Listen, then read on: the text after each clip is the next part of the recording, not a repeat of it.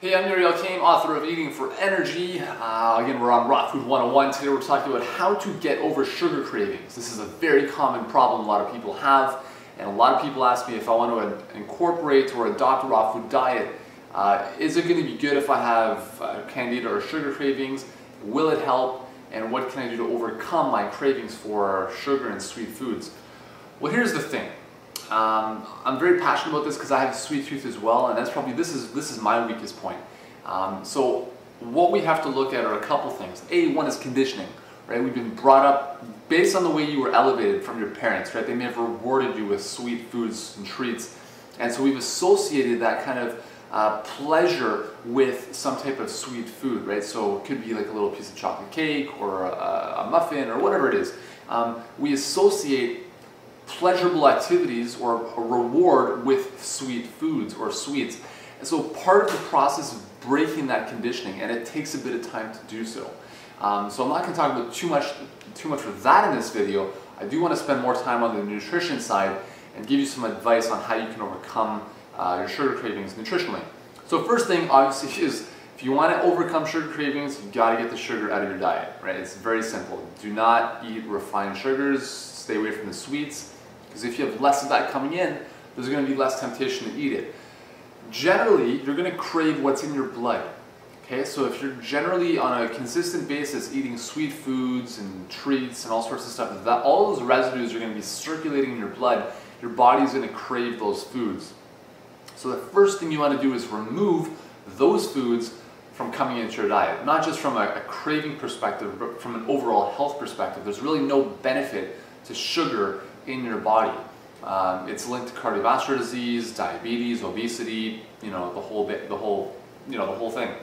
So removing sugars is the first part. The second thing you want to do is you need to readjust your palate, and you need to alkalize your body. So readjusting your palate and alkalizing your body, they kind of go hand in hand. What I mean by that is increasing the amount of greens coming into your body. Greens we've talked about before, very, very high in alkalinity, and that's important because it's going to reestablish the proper pH balance in your blood, right? Because if you're eating a lot of sugar, that's a lot of acid coming in your blood, and that's not a good thing. So you need to get lots of greens in to raise that pH level to make it more alkaline, to improve your overall health and your immunity. And the second important part about that is that greens are very cleansing. So they're going to purify and cleanse the blood, which is going to help remove a lot of those sugar residues. And for instance, glycoproteins, where you've got glucose molecules attached to proteins and altering their structure, all this kind of stuff is going to be happening when you're having a lot of sugars.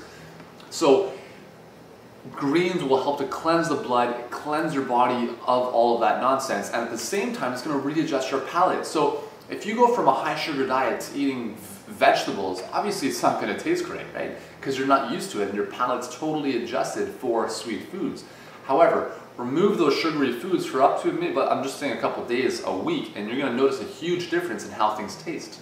That's one of the reasons we developed our Total Wellness Cleanse, was to help people readjust their palate and remove sugar cravings from their life.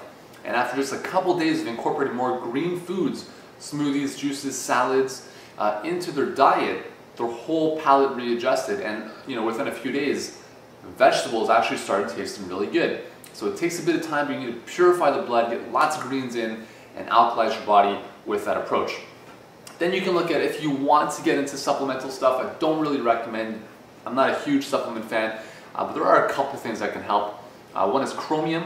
It's the mineral that basically is important to be, it's necessary for glucose uptake and insulin function in the body. So chromium actually really, really helps with sugar cravings. So that's obviously something you can get at your health food store, and just follow the directions on the bottle in terms of dosage. Another one is Schizandra, which is a herbal, it's kind of a berry, and again, it's helpful at reducing or regulating blood sugar in your body. So Schizandra is another good one. What else? Cinnamon.